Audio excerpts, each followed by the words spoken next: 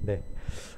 성도님들께 질문을 하나 드리면서 시작을 하도록 하겠습니다. 성도님들은 어디에 살고 계십니까? 잠실이요. 네, 이렇게 바로 질문에 답이 나올 줄 몰랐습니다. 아마 보통은 나이대에 따라서 아파트에 거주하시는 성도님도 계실 테고, 뭐 주택, 주상복합, 뭐 학생, 청년들은 원룸, 오피스텔, 이렇게 다양한 답변들이 있을 거라고 생각을 합니다. 사실 별 생각 없이 이렇게 저희는 답변을 하지만 세상 사람들은 이 생의 자랑을 위해서 또 자신의 재력을 뽐내기 위해서 이 실질적인 재산을 자신의 집을 놓고 그렇게 얘기를 자랑을 하고는 합니다. 현대의 많은 사람들이 이 집을 장만하는 것을 평생의 목표로 삼고 참 열심히 그리고 아둥바둥 그렇게 살고 있다고 합니다. 왜냐하면 세상의 방식으로는 우리가 사는 곳에 따라서 다른 사람의 눈에 비춰질 때에 그 사람의 삶의 질과 품격이 나타난다고 그렇게 뭐 뉴스나 이런 부분에서 얘기하고는 합니다. 드라마 중에 이 스카이캐슬 펜트하우스라는 드라마가 있습니다. 그 드라마는 모두 시청률이 30%에 육박한다고 하는데요. 아마 30%라고 하면은 3명에 1명은 봤다는 겁니다. 그 3명에 1명 중에 저도 포함이 됩니다. 네. 드라마의 주된 내용이 드라마의 제목과 동일하게 좋은 거처에 살기 위해서 거기 나오는 사람들이 아둥바둥 발버둥 치는데 그 이유가 자신의 안녕과 그리고 자신의 행복과 물질적인 풍요 그리고 자식들의 좋은 대학과 직업을 위해서 평생토록 그렇게 아둥바둥 하면서 심지어는 범죄를 저지르기도 하고 그런 내용이 들어있는 드라마인데요. 근데 헌데 뉴스를 보게 되면은 지금의 시대도 별다를 바 없는 그런 시대인 것 같습니다. 이번에는 다른 질문을 한번 드려보도록 하겠습니다. 성도님들은 주님 안에 잘 살고 계십니까? 네. 주님 안에 잘 살고 계십니까? 네, 조금 더 많이 아멘이 나오는 것 같습니다. 동일하게 우리는 하늘의 상을 위해서 그리고 주님께서 주님과 우리가 만날 날을 꿈꾸면서 그렇게 주님 안에 살기 위해서 열심히 그리고 하늘을 목표로 삼고 그렇게 주님을 위해서 살고 계십니까? 참 우리가 주님 안에 잘 살 때 세상의 기준인 좋은 집과 좋은 대학 그런 직업보다 더 중요한 것 주변의 이웃과 내 자녀들이 나의 삶을 통해서 본을 따라 주님 안에서 잘 사는 것이 가장 큰 행복이지 않을까 생각을 합니다. 주님 안에 살고 있을 때와 그렇지 않을 때 우리의 주변의 가족들과 이웃들이 나를 통해서 내 영적인 삶을 통해서 영향을 많이 받는 것 같습니다.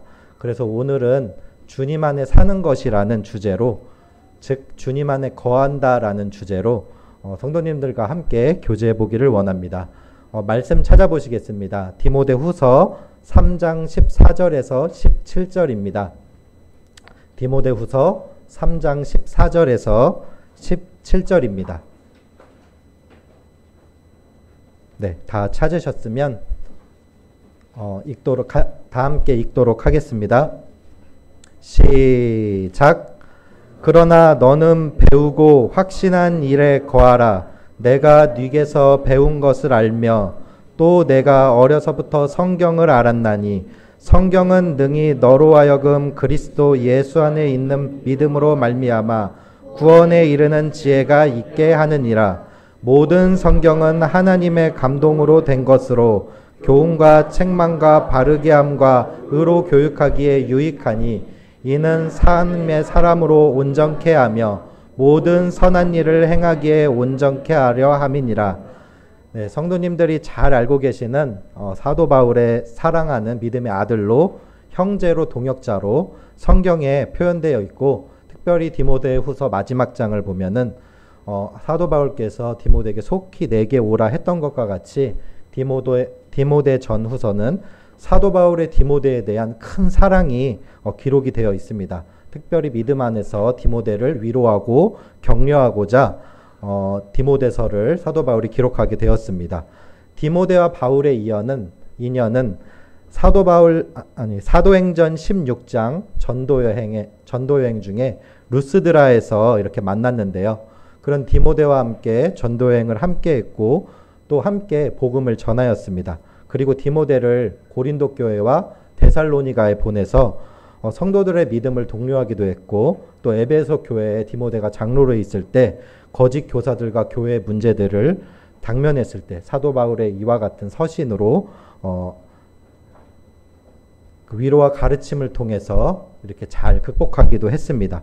이렇게 디모데 역시 바울과 같은 스승이자 동역자로 큰 위로와 격려를 통해서 결국 하나님의 나라가 확장이 되는 놀라운 결과를 낳았습니다. 디모데가 이렇게 교회 여러 문제들과 거짓 교사들의 잘못된 교리로 인해서 그가 승리할 수 있었던 것은 바울의 서신을 통한 그러한 위로와 가르침도 있었지만 가장 중요한 것은 그가 붙잡았던 하나님의 말씀입니다. 오늘 드린 말씀과 같이 디모데가 배우고 확신한 일에 거했기 때문에 그가 문제의 해답을 세상이 아니라 오직 말씀 안에서 찾았고 그 말씀으로 치리했기 때문에 그는 그렇게 어려움을 극복할 수 있었습니다. 출애굽기 25장 8절에서 9절 한번 찾아보시겠습니다. 출애굽기 25장 8절에서 9절입니다.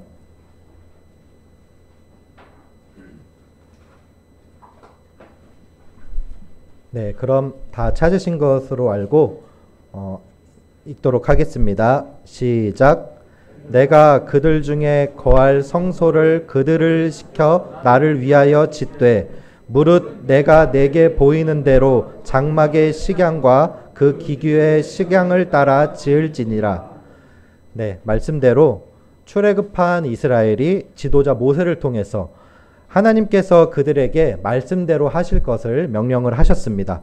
특별히 브살렐과 오홀리압을 부르시고 식양대로 성막을 지었고 또 하나님께서 모세에게 명하심과 같았더라 말씀하신 대로 하나님께 말씀대로 제사를 드렸고 그렇게 그들에게 하나님께서 하나님의 능력을 보이셨습니다. 당연히 그들의 삶은 하나님의 능력을 의지했고 하나님의 말씀을 의지할 수밖에 없었습니다.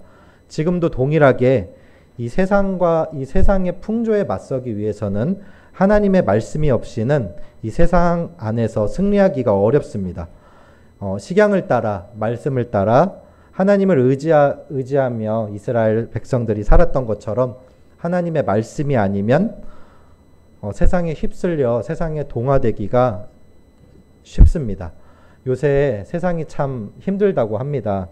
특히 요새 청년들 많이 힘든데요. 평생을 벌어도 집을 살 수가 없습니다. 서울의 집값은 정말 고공행진을 한다고 합니다. 또 특별히 우리 청년들 점심에 이렇게 한 끼 해야 되는데 요새는 라면하고 김밥을 더한 값이 10,000원 가까이 된다고 합니다. 거기다가 이제 밥을 먹고 나면 커피도 한 잔 해야 되는데 요새 커피값도 만만치 않다고 합니다. 세상의 방법으로는 우리 청년들을 점점 더 바쁘게 생활하게 하고 또 열심히 생활하게 하는 그런 풍조로 물질 만능주의라는 그런 풍조로 아둥바둥 살 수밖에 없게 하는 것이 요새 시대의 현실입니다. 그런 가운데 우리 청년들이 또 학생들이 세상과 함께 흘러가지 않고 또 중심을 잡고 살아갈 수 있는 것이 바로 하나님의 말씀이고 또 주님 안에 잘 거하는 것이라고 생각을 합니다. 우리가 말씀을 배우고 또 주님 안에 거하지 않으면 이 세상의 흐름에 역행할 수 없이 세상의 풍조에 그대로 흘러갈 수밖에 없는 것이 현실이라고 생각을 합니다. 이 사도 바울이 말했던 디모데가 확신한 일을 다시 한번 생각을 해보고요. 성도님들께는 배우고 확신한 일들이 아마 있을 것이라 생각을 합니다. 어떠한 말씀을 붙잡고 요동치 않고 잘 서 계실 수 있으신가요?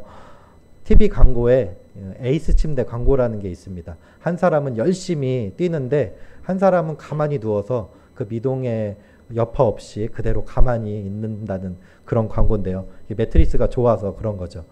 우리 성도님들을 누군가 옆에서 막 뒤흔든다고 하면은 미동하지 않고 참 서 있을 수 있는 것이 바로 주님이 아닌가 합니다. 디모데가 어떻게 주님 안에 거했고 또 그가 어떻게 말씀으로 어려움을 극복했는지 디모데에 배우고 확신한 일이 무엇인지 함께 교제해 보기를 원합니다. 먼저 디모데는 어려서부터 성경을 잘 알았습니다. 루스드라에서 나고 자란 청년 디모데는 예수님을 믿는 유대인이었던 외조모와 어머니로부터 말씀과 신앙생활을 배웠습니다. 그리고 그는 바울의 복음을 전하며 받는 고난과 핍박을 자신의 눈으로 직접 목격을 했습니다. 그러한 바울의 삶을 통해서 디모데가 무엇을 배웠을지 한번 생각을 해보면 좋겠는데요. 그리스도 예수 안에서 경건하게 살고자 하는 자는 반드시 핍박을 받는다는 것을 그는 삶으로 체험을 했을 것입니다. 그리고 그가 어려서부터 받았던 신앙교육 속에 디모데후서 1장 5절에 이렇게 쓰여 있는데요. 이는 내 속에 거짓이 없는 믿음이 있음을 생각함이라. 이 믿음은 먼저 내 외조모 로이스와 내 어머니 유니게 속에 있더니 내 속에도 있는 줄을 확신하노라. 이 기록된 말씀과 같이 외조모와 어머니를 통해서 그는 거짓이 없는 믿음을 또한 배웠습니다. 이렇게 핍박받는 믿음, 그리고 거짓이 없는 믿음, 그런 믿음 가운데 그가 계속 성장하고 그를 있게 한 것이 바로 그 기초가 하나님의 말씀입니다. 그러한 믿음 가운데 그는 바울이 제시했던 유익 4가지, 교훈, 책망, 바르게 함, 의로 교육함, 이런 하나님의 말씀 가운데 그는 올바르게 성장하였습니다. 하나님의 말씀을 하루하루 경험하고 그리고 그 삶 가운데 하나님의 역사하심을 그가 배웠기 때문에 경험하고 또 경험하고 또 경험하고 그런 가운데 날마다 그는 그의 삶 가운데서 역사하시는 하나님의 말씀을 그는 맛보았을 겁니다. 이것이 구원받는 우리 모든 성도들에게 그냥 얻어지는 것이 아닙니다. 우리에게는 항상 하나님의 시험도 있고 여러 사탄의 유혹들이 찾아오면서 그런 세상과 그런 세상 속에서 우리는 하나님의 말씀으로 항상 맞서 싸워 승리해야 됩니다. 디모데후서 3장 2절에서 5절을 보면 이런 말씀이 나와 있습니다. 한번 찾아보시겠습니다. 3장 2절에서 5절입니다. 네, 찾으셨을 줄로 알고 읽도록 하겠습니다. 시작.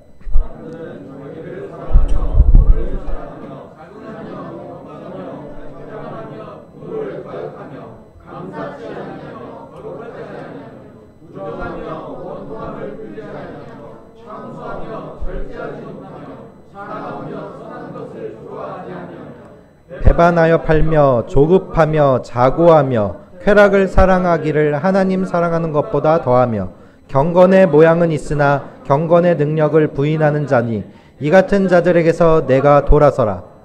네, 참 무서운 말씀입니다. 지금의 시대가 이런 시대가 아닌가 합니다. 성경은 이런 사람들에게서 우리 보고 돌아서라고 이렇게 말씀을 하고 계십니다. 경건의 모양은 있으나 경건의 능력은 부인하는 자가 말세에도 지금에도 교회에도 이런 사람들이 들어올 수 있다는 것입니다. 우리는 항상 경계해야 되기 때문에 항상 말씀으로 우리를 무장하고 계속해서 우리를 지켜내야 합니다.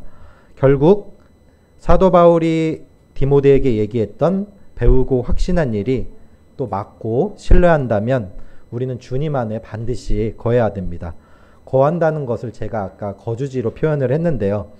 결국 우리가 거주하는 곳을 한번 생각해 보세요. 어떻습니까? 참 좋죠. 우리 집만 생각해도 참 따뜻하고 편안하고 굉장히 쉬기 좋은 그런 곳으로 우리가 갈 곳으로 그렇게 생각을 하고 있습니다.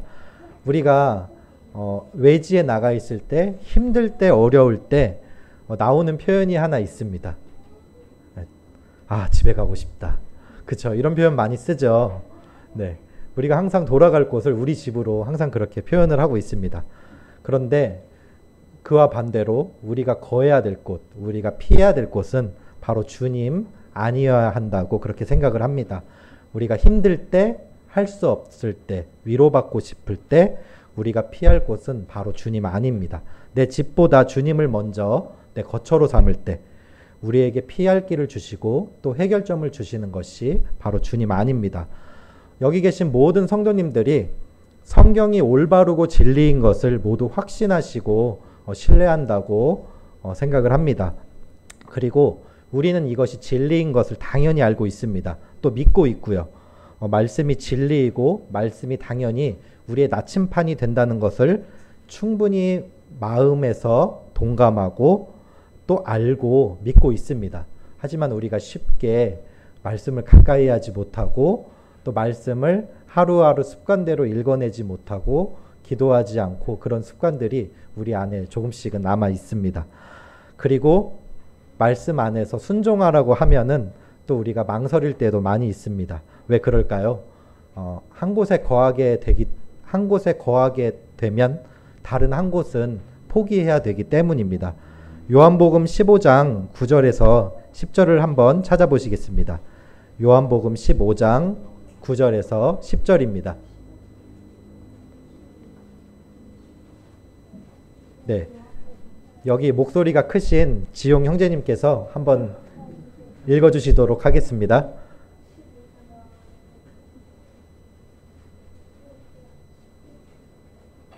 아버지께서 나를 사랑하신 것 같이 나도 너희를 사랑하였으니 나의 사랑 안에 거하라. 내가 아버지의 계명을 지켜 그의 사랑 안에 거하는 것 같이 너희도 내 계명을 지키면 내 사랑 안에 거하리라. 네, 우리는 하나님의 말씀을 알고 있으면서도 나의 삶 가운데의 문제나 사정들로 인해서 하나님의 말씀을 간혹 외면하고 내 삶을 선택할 때가 간혹 있습니다. 특히 현재 바쁜 일상으로 인해서 타협하는 경우도 간혹 생기기도 합니다. 근데 그렇게 먼저 나를 위해 선택을 할 때는 처음에는 하나님 앞에 굉장히 죄송스럽고 미안한 마음이 듭니다. 그리고 하나님께 그런 약속을 합니다. 하나님, 이번 한 번만 그렇게 하고 다음번에는 하나님을 선택하겠습니다. 라고 이렇게 다짐을 할 때가 종종 있는 것 같습니다. 네, 저도 그렇고요. 하지만 그런 상황에 분명히 또 직면하게 되어 있습니다. 그때 말씀 앞에 순종하지 않고 계속해서 내 상황에 맞추고 그렇게 초점을 맞추게 된다면 어느 순간부터는 말씀을 멀리하게 되는 그런 습관이 내 안에 생기게 될 것입니다. 그리고 그것이 반복이 되게 되면은 심지어 죄의식도 느끼지 않고 계속해서 타협하게 되며 살게 되는 경우가 있습니다. 그때부터 점점 내 믿음 생활은 망가지게 되죠. 그리고 모이기를 힘쓰지 않고 하나님의 말씀에 순종하지 않고 모든 것이 내 자신의 편의와 생각대로 흘러가는 결과가 나타나게 되고 또 주변의 사랑으로 권면하는 그런 소리조차 꽹과리 소리로 그렇게 들리게 되는 그런 상황까지 벌어지게 됩니다. 어떻게 보면 이 상황이 굉장히 무서운 상황입니다. 근데 이거는 세상 사람들과 동일하게 사는 거라서 이런 현상에 대해서 내가 잘못되었다는 생각을 전혀 하지 않습니다. 왜냐하면 세상 사람들과 똑같이 나는 살고 있고 세상 사람들과 어울려서 성령의 소리를 듣지 못합니다. 이 성령의 불은 계속해서 소멸되고 있는 거죠. 지금까지 말씀드린 거한다 라는 이 단어와 같이 우리가 예수님 안에 거하지 않으면 결국에 우리도 동일하게 세상 사람들과 똑같이 그렇게 내가 살 집을 평생을 소망하며 열심히 아둥바둥 살게 되는 그 형태로 흘러가게 될 것입니다. 요한복음 3장 24절 한번 찾아보시겠습니다. 죄송합니다. 요한 1서 3장 24절입니다.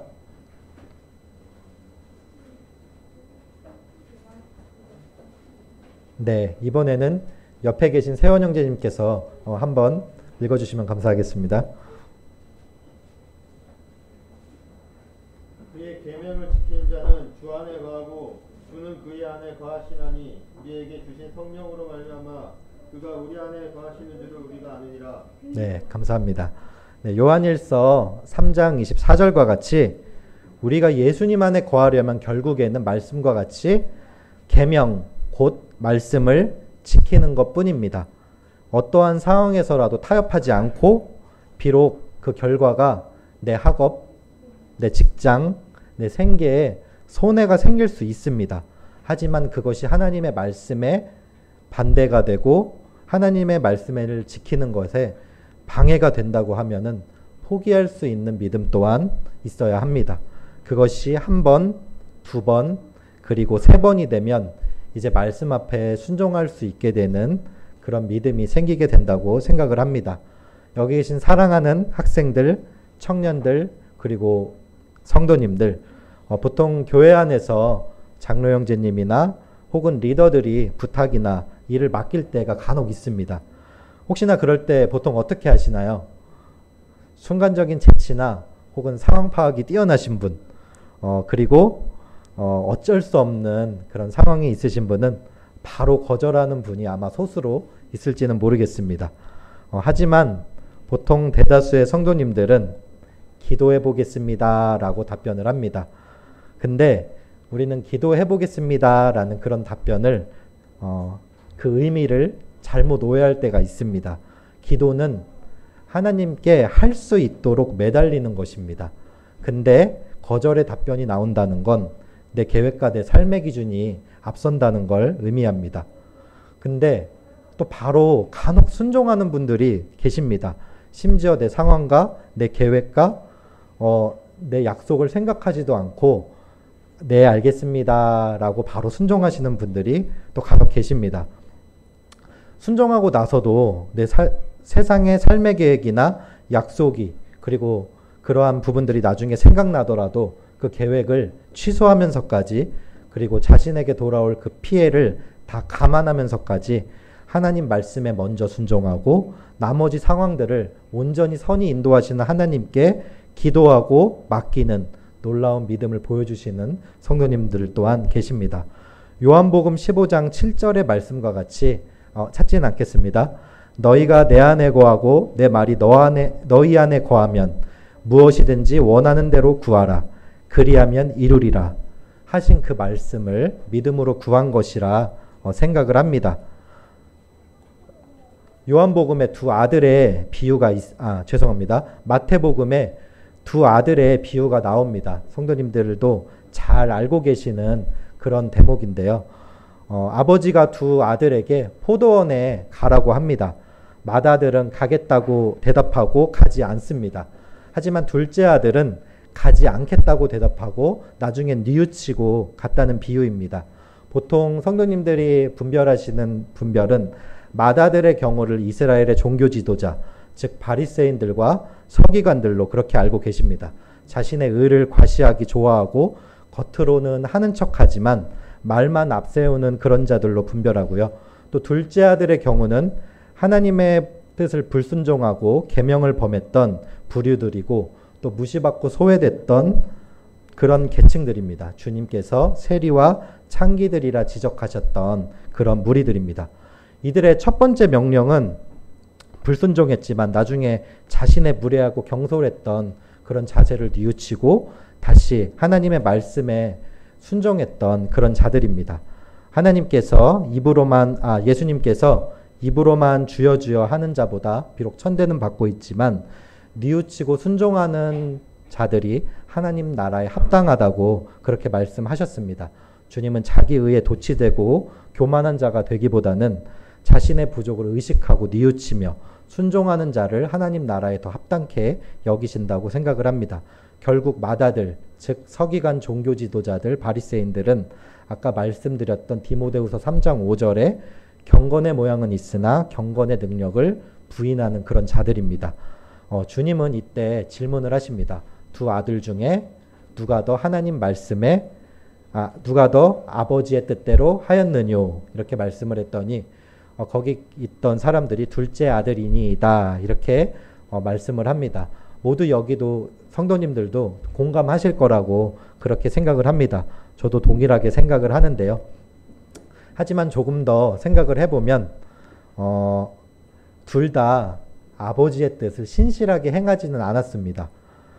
가장 좋은 건 맏아들과 둘째 아들을 섞어 놓으면 더 주님의 뜻에 합당하지 않을까 생각합니다.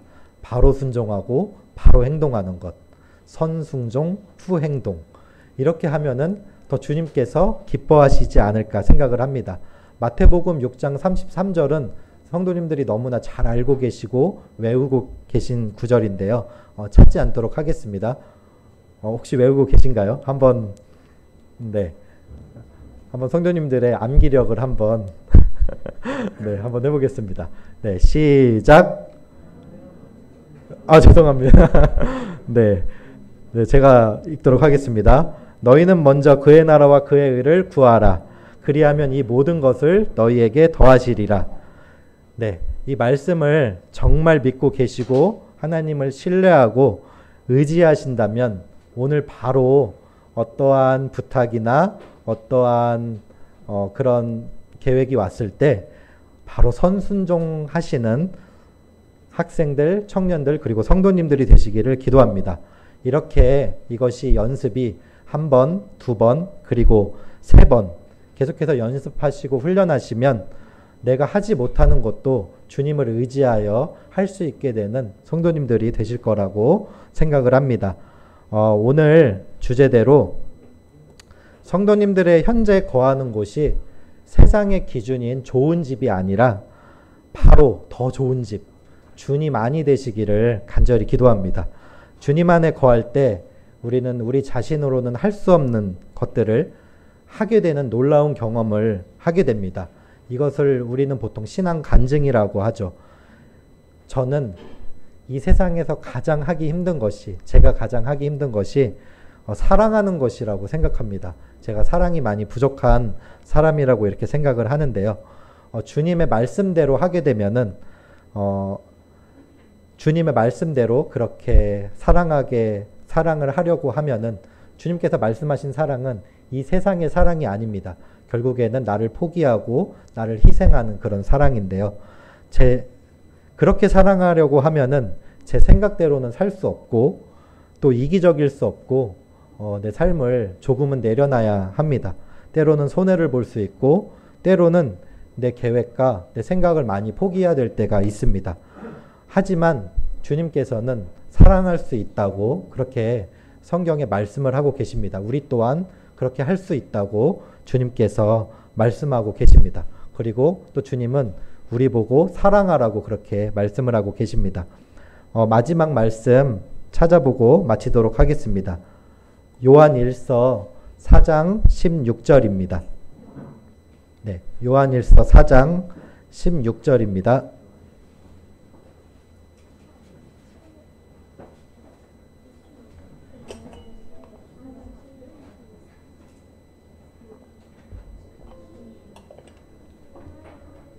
네, 그럼 다 찾으셨을 줄로 알고요.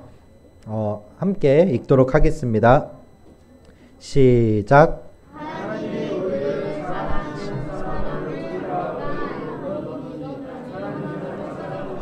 사랑 안에 거하는 자는 하나님 안에 거하고 하나님도 그 안에 거하시느니라.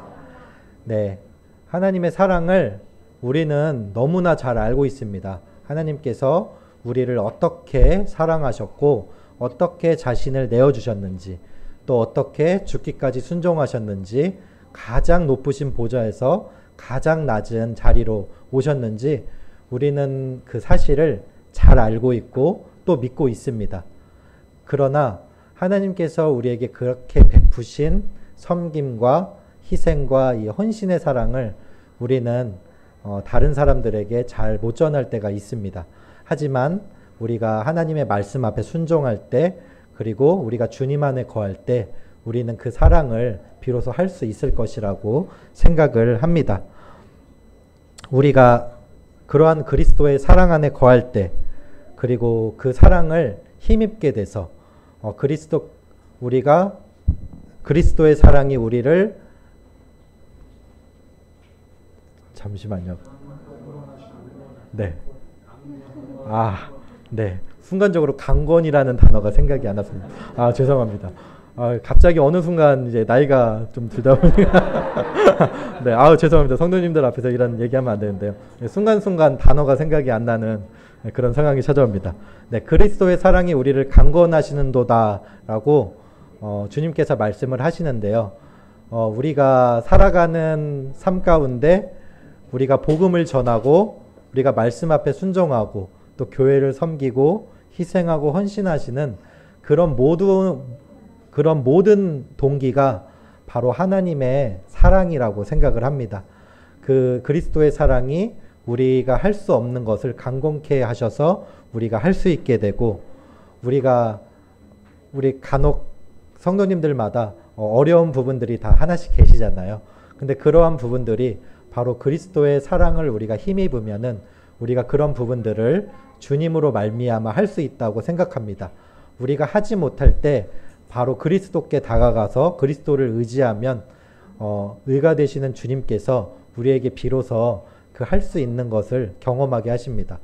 제가 사랑할 수 없는 것을 주님의 사랑으로 힘입어 성도님들을 사랑하고, 또 제가 할 수 없는 주님의 복음을 전할 수 있는 것 또한 주님의 사랑이라고 그렇게 생각을 합니다. 성도님들께서 하나님 안에 거하시고, 또 우리가 하나님께서 그때 우리 안에 이렇게 거하신다고 합니다. 이 얼마나 참 놀라운 말씀이신지 모르겠습니다. 임마누엘 하시는 하나님께서 우리 안에 거하신다고 이렇게 생각을 하면은 우리는 못할 것이 없음을 그렇게 생각을 하게 됩니다. 여기 계신 모든 성도님들의 거처가 바로 주님 안이 되시기를 간절히 기도하면서 말씀을 마치도록 하겠습니다. 한 3분 정도 일찍 끝났는데요. 제가 오늘 동영상을 위해서 말씀을 줄이다 보니까 말씀의 분량을 조금 선정을 잘 못한 것 같은데요. 네, 사회자 형제님 나오셔서 찬송 한 곡 불러주시고 마치시면 좋을 것 같습니다. 네, 이상 말씀을 마치도록 하겠습니다. 감사합니다.